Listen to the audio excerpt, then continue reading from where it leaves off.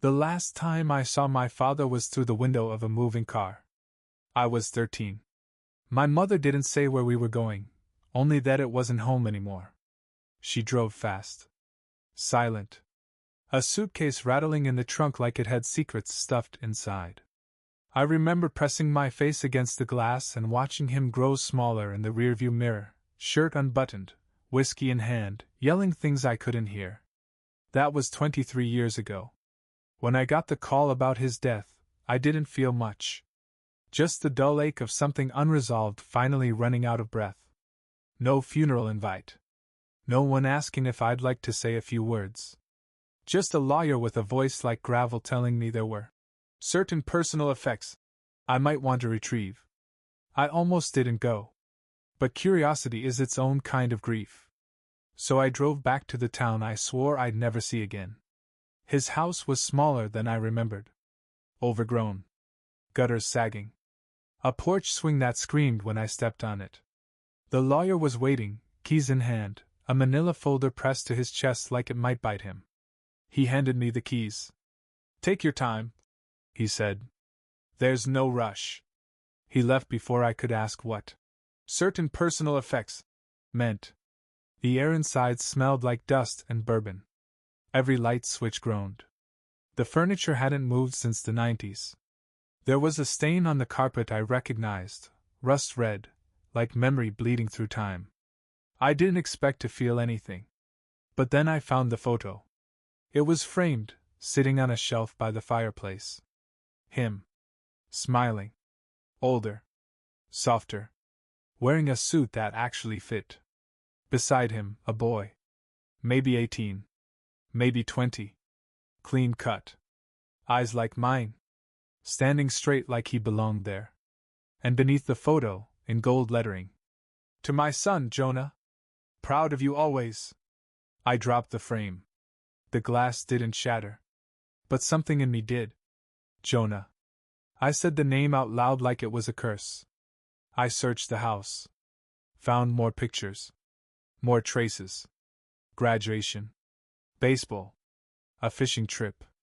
Birthday candles. All the things I never got. All the things he got. I found a letter in the drawer of my father's desk. Dated 2 years ago. "Jonah, thank you for taking care of me when the treatment started. I don't know what I did to deserve your patience, but I'm grateful. You're a better man than I ever was." I read it twice. Then a third time. There was no mention of me. Not once. I wasn't sure what to call the thing crawling up my throat. Grief? Rage? I packed the letter in my bag. Not because I wanted it. Because I needed to know if this was real. If he really replaced me. If Jonah was his redemption, or just his rewrite. On the way out, I checked the mail. One last envelope, postmarked the week before. The return address was close. Jonah Summers. So I drove. Because sometimes grief doesn't look like mourning. Sometimes it looks like needing to know who took your place. The address led to a house on the edge of town. Clean yard. Bike on the porch. Wind chimes that sang as I walked up. I didn't knock at first. I just stood there. Wondering what kind of man lived inside. Wondering if he knew my name. Finally I knocked. The door opened. And there he was. The boy from the photo. Now a man. Eyes like mine. Jawline like his. Wearing the same kind of quiet confidence my father used to fake and Jonah, apparently, had earned. He smiled, polite. "Can I help you?" I didn't answer. Just stared. Then I said it. "I think we need to talk about our father."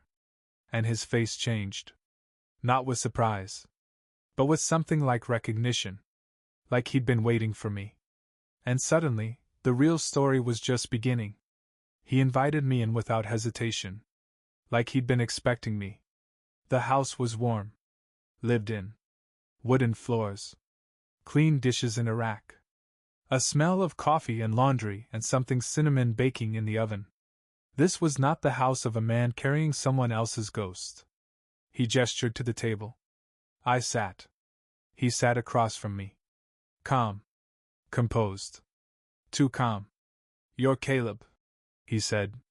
I didn't ask how he knew. He told me about you, he added. My stomach dropped. What did he say?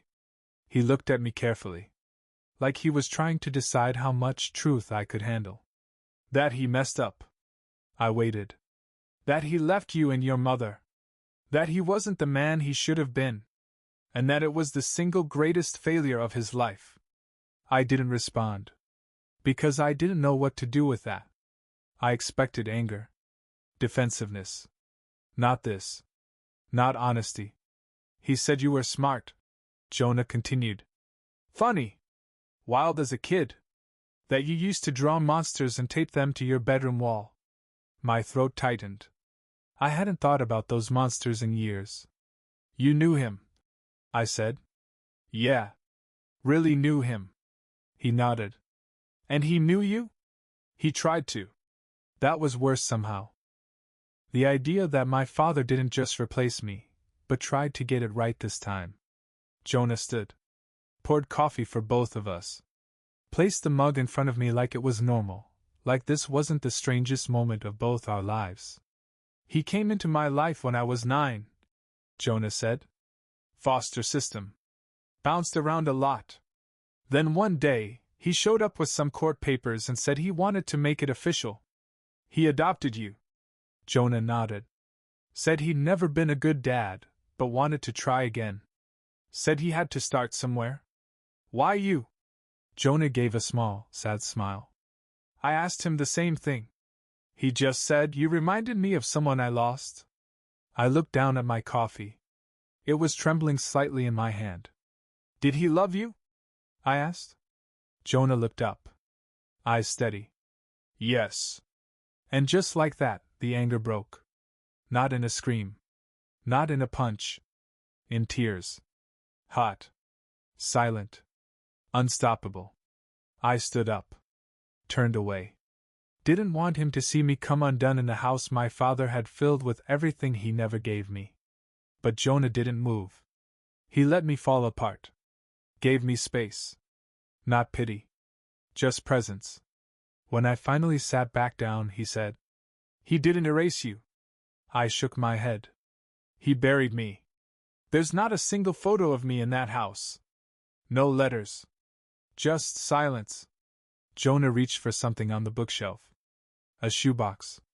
He slid it across the table. He kept this. I opened it. Inside, drawings. My drawings. Monsters with crooked teeth and spiky tails. A report card. A photo of me, missing a front tooth, grinning wide. He showed me these when I moved in, Jonah said. Said this was my first boy. I lost him. I won't lose you. I swallowed hard. Why didn't he ever reach out? Jonah hesitated. He did. A few times. Letters. Emails. But your mom. I nodded. She blocked them. Said he was dead. He almost believed her. I ran my hand over the drawings. They felt like fossils. He was scared of reaching out again. Thought you hated him. Thought he didn't deserve to try. I looked up. Maybe he didn't. Jonah nodded. But he did anyway. With me. He tried. Every day. I left a few hours later. He walked me to the door. Before I stepped out, I turned. Did he ever call you son? Jonah nodded. Yeah. But not right away. He waited. Said he didn't want to give me something he couldn't live up to. Said he once broke someone by using that word too easily. I stood there in the doorway. Numb. Was he good to you? He was better. I nodded. Turned to leave. But then Jonah said something I didn't expect. He wanted you to know he still loved you. Even if you never came back. I paused. Then left. The box of drawings under my arm. A name in my chest I was learning how to carry again. I wasn't planning to read the will. Honestly, I assumed there was nothing in it for me. 23 years of silence didn't exactly scream inheritance. But the lawyer called again. Said it was advisable that I show up for the reading. Said there were items of interest. I went. More out of morbid curiosity than hope. The office was a converted house on Main Street. Smelled like stale coffee and wood polish. The lawyer, Conrad something, looked like he hadn't blinked in 20 years. Cold hands. Warm voice. Jonah was already there. Wearing the same calm expression he always did. Like none of this surprised him. We sat on opposite ends of a long conference table. Conrad placed a small folder in front of him, adjusted his glasses, and began. This is the last will and testament of Henry Malcolm Raines. My father. The name still caught in my chest like something sharp. To Jonah Summers, I leave the residence at 117 Bramble Street, the contents therein, and all remaining personal assets, including the savings account with the First State Bank. Jonah didn't move. Didn't flinch. I kept my face still. To Caleb Raines. And there it was. He said my name. I leaned forward slightly. Conrad cleared his throat. I leave a locked box located in the attic of the Bramble Street residence. The key is included in this envelope, along with a letter. That was it. No land. No house. No bank account. Just a box. And a letter. I didn't speak. Neither did Jonah. Conrad folded the papers, slid the envelope across the table to me. I took it. The key was old. Brass. Cold. The letter was thicker than I expected. His handwriting on the front. For Caleb. When you're ready. I didn't open it there. I waited. Drove back to Bramble Street with Jonah. The silence in the car was full of things we weren't ready to say. He handed me a flashlight when we got to the house. Attics through the hall closet. Ladders sticky. I nodded. Climbed. The attic smelled like dust and insulation. A single bulb swayed from a string. I found the box near the far wall. Wooden. Heavy. I unlocked it with the key. Inside. A photo album. A tape recorder. A stack of letters. And one small item wrapped in cloth. I opened the cloth first. A wristwatch. Old. Familiar. The one he used to wear when I was a kid. The one I used to think made him a superhero. I sat down on the attic floor and opened the letter. Caleb. If you're reading this, it means you came. That alone means more than you'll ever know. I didn't leave you money. I didn't think that would matter to you. What I left instead is what I never gave you when it counted, the truth. These letters, they're all for you. Written over the years. Some on nights when I couldn't sleep. Others after I saw your name online or heard something about you through someone who knew someone. The recorder has one message. I hope you'll listen. The watch, it was always yours. I wore it every day until the day I left. Because it reminded me I had something worth showing up for. I failed you, Caleb. In ways I'll never fully understand. But I never stopped thinking about you. Never stopped loving you. I couldn't give you a legacy. But maybe this is something. Maybe it's enough. I hope you find pieces of yourself in here. And maybe, just maybe, you'll find some piece of me worth forgiving. Love. Dad. I sat there for hours. Didn't cry. Didn't rage. Just breathed. Held the watch in one hand. The recorder in the other. And tried to understand what kind of man leaves a house to one son, and a box of regrets to another. But somehow, that box meant more. Because it wasn't filled with possessions. It was filled with intent. With the version of him I never got to meet. The one who wrote letters. The one who remembered. The one who still called me son. I waited until after dark.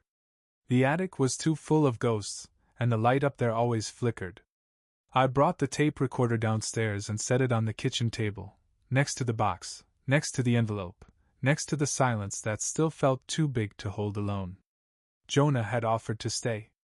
I told him no. Some things needed to be heard without witnesses. The tape was old. Labeled in pen. For Caleb. I pressed play. A soft hiss. Then his voice. Low. Gravelly. Slower than I remembered. but still his. If you're hearing this, then I didn't get to say it in person. Or maybe I did, and you needed to hear it again. I don't know which is worse, that I never had the courage to face you, or that I waited too long to try. I'm not recording this to ask for forgiveness. I wouldn't know what to do with it if you gave it to me. I'm recording this because I owe you something. I owe you words I never said when they mattered. The tape clicked softly as it played. I leaned in. You were 5 when I left. I told myself you were too young to remember. But I knew better. You remembered everything. Every slammed door. Every broken promise. Every time I told you I'd be back and wasn't. He coughed. A pause. Then. Your mother was right to leave. I never told her that. But she was. I was angry all the time. Drinking too much. Working too little.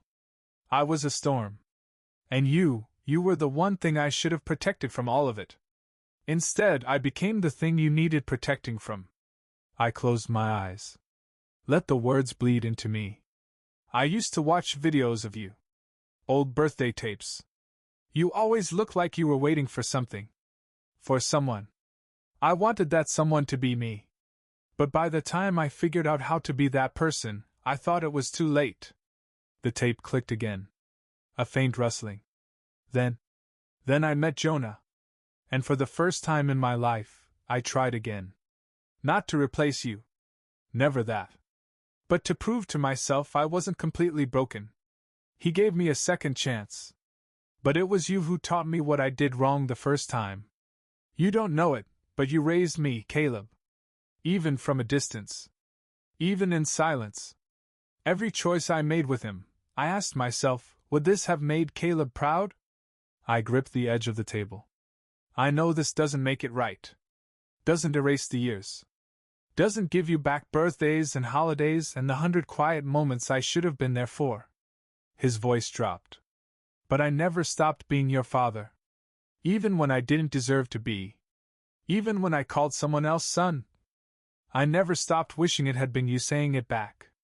A pause. You were the first name I ever said with pride. And the last name I whispered every night. Caleb. The tape clicked again. Fainter now. If you have a son one day, I hope you'll do what I couldn't. I hope you'll stay. And if you do, if you give him the words I never gave you, maybe that's how we both get to be better men. There was a long silence. I waited, but there was nothing else. Just a final click. And the end of the tape. I didn't cry. I just rewound it. Pressed play. And listened again. Not to forgive him. Not yet. But to remember that once, just once, he said my name like it mattered. And that was a start.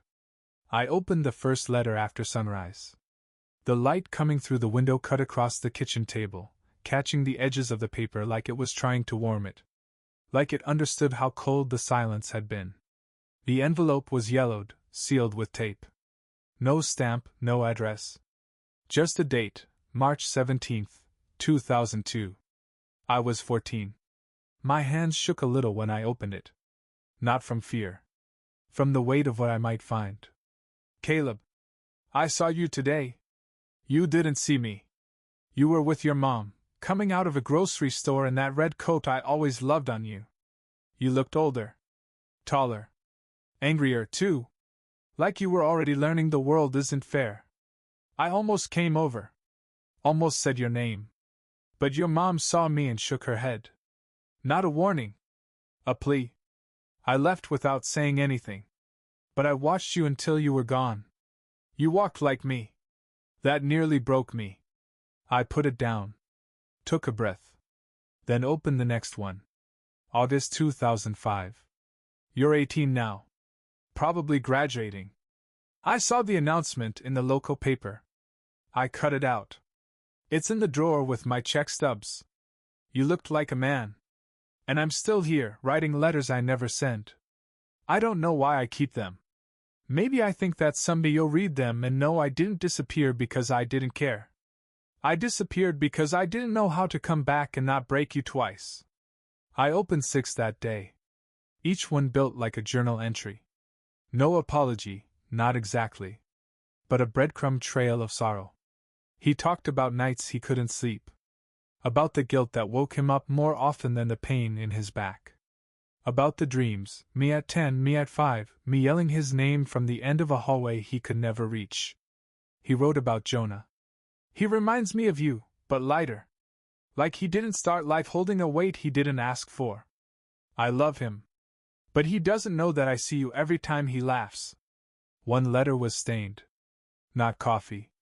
Something older. Tears, maybe? October 2013. Today I saw a kid draw monsters on the sidewalk with chalk.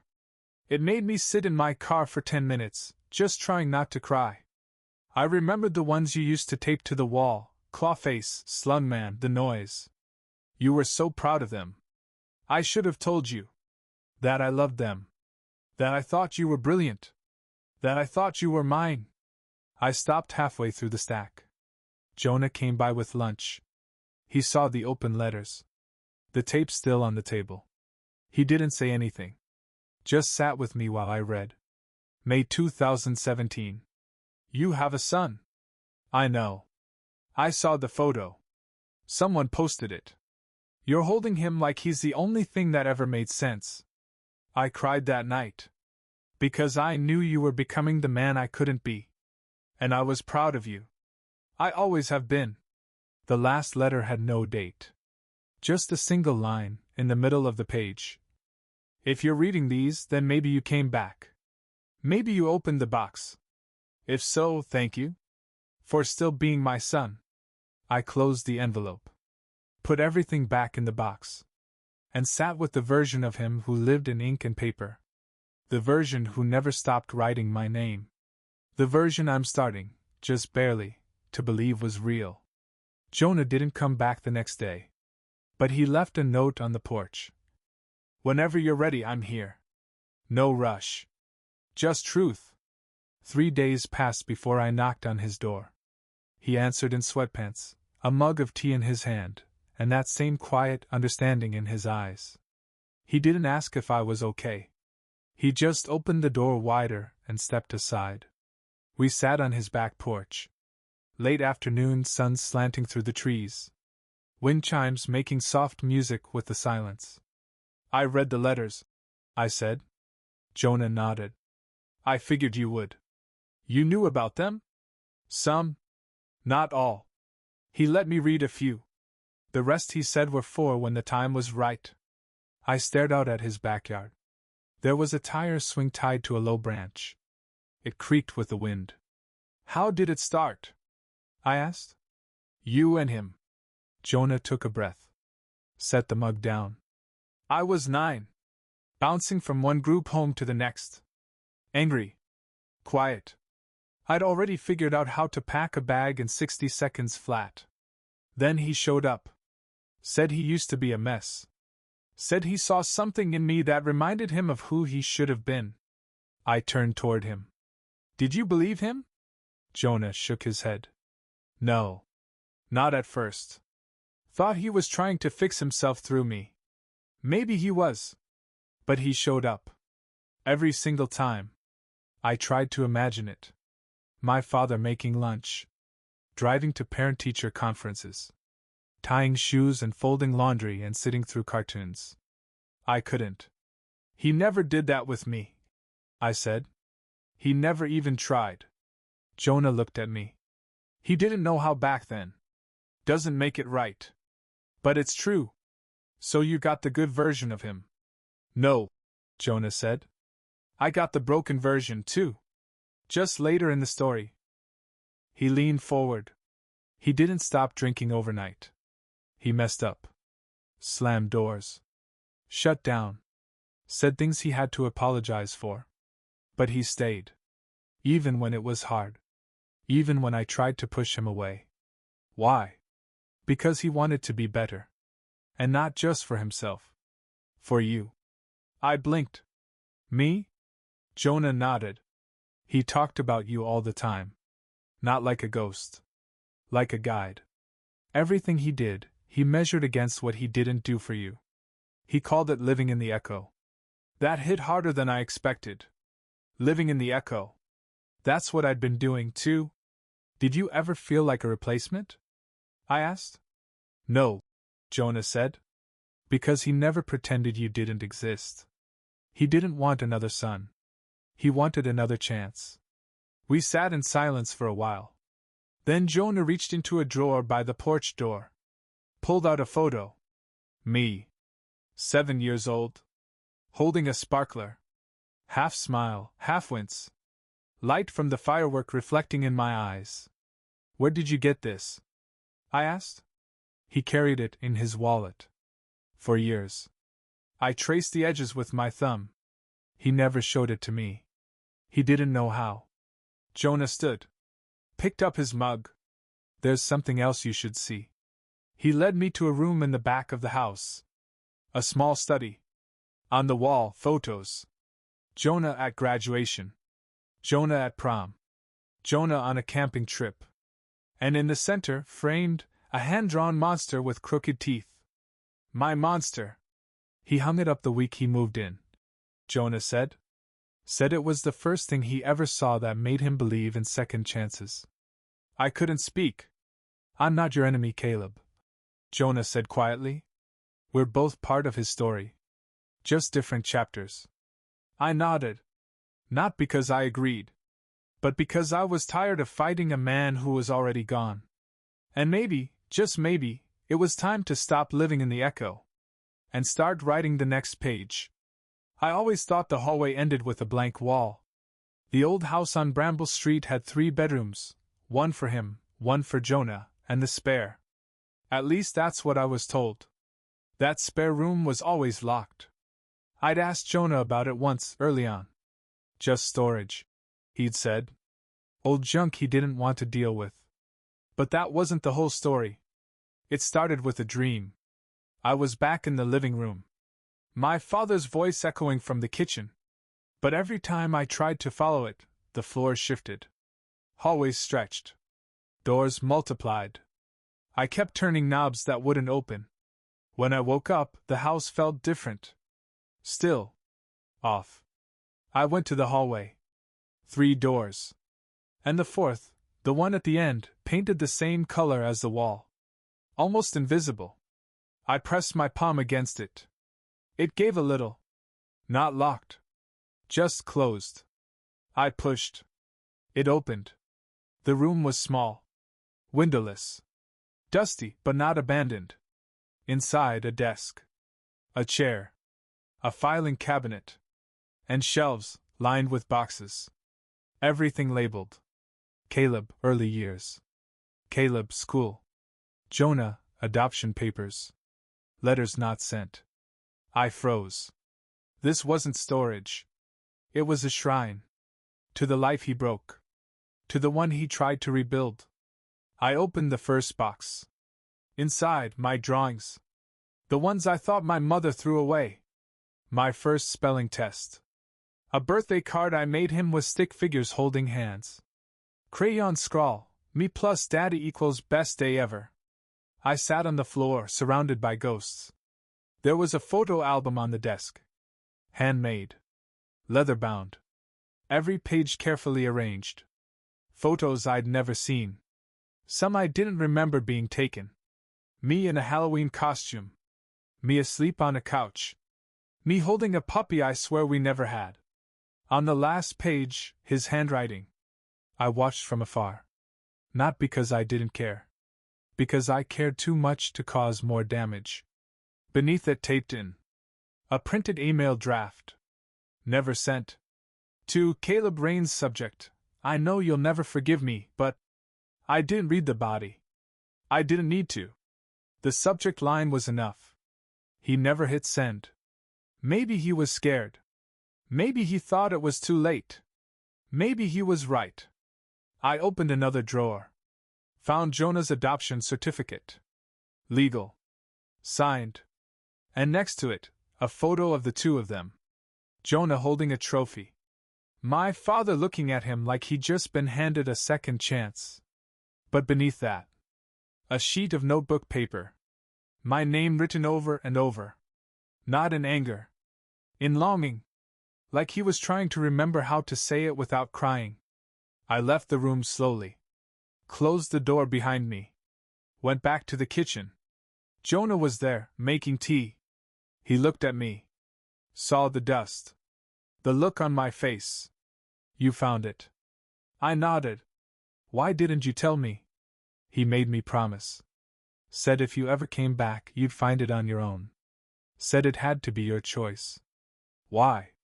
Because he didn't want to be forgiven for the wrong reasons. I sat down. I hated him for what he took from me. Jonah sat across from me. And now? I looked down at my hands. I think I hate him more for what he kept. That night I wrote a letter. To my son. Just a few lines. If I ever become too quiet, too afraid, too much like the man I used to hate, please knock on the door I've locked. Please open it. Please remind me that presence matters more than protection. I folded it, put it in a box, and promised I would never hide a room from him. Not even one like this. It came from the lawyer. A final envelope. Thicker than the rest. Stamped and read personal, open alone. I almost didn't. But of course I did. Inside, another letter. His handwriting. And a single sheet of paper folded tightly around a photograph. The letter began simply. Caleb, this is the last lie I ever told you. The one I swore I'd take to the grave. But you came back. You opened the door. You stayed. So now you deserve the full truth. My hands trembled. Jonah isn't just a foster kid. He's your half-brother. The room spun. I met his mother after I left you and your mom. It wasn't serious. One night, one mistake. She never told me she was pregnant. Not until he was 6. By then, I was already living like a ghost. But when I met him, God, Caleb, he looked like you did when you were little. That's why I brought him in. Not just to try again. But because I couldn't abandon him, too. I unfolded the photograph. 2 boys. Me at 7. Jonah at maybe 3. Standing next to each other on a playground I didn't remember. Your mom let us meet once. She didn't want you to know. Said it would complicate everything. I agreed. At the time, I thought she was right. I felt sick. But I watched you that day, Caleb. You held his hand. Showed him how to climb the jungle gym. You called him little man. You smiled. I hadn't seen you smile like that in years. And then I let it go. Let it fade. Let myself believe that keeping you apart would make it easier for both of you. But I was wrong. And now the truth is yours. I sat in silence. Jonah. My brother. Not just in legacy. In blood. When I knocked on his door that evening, I didn't bring the letter. I didn't bring the photograph. Just the truth. He opened the door like he knew. Like he'd been waiting. You found out. I nodded. He stepped aside. We sat in the same spot we always did, back porch, fading light. How long have you known? I asked. He took a breath. Since I was 17. He told me on my birthday. Said it was a gift and a curse. I didn't understand what he meant until I saw your face. Why didn't you tell me? Because I didn't know if you'd want that kind of truth from someone like me. I laughed. It came out broken. You're not someone like me. You are me. He didn't speak. Neither did I. Just 2 brothers sitting in the quiet. 2 halves of the same unfinished story. Finally I said it. I think I hated you less than I hated the idea of being replaceable. You weren't, Jonah said. He talked about you like you were his lighthouse.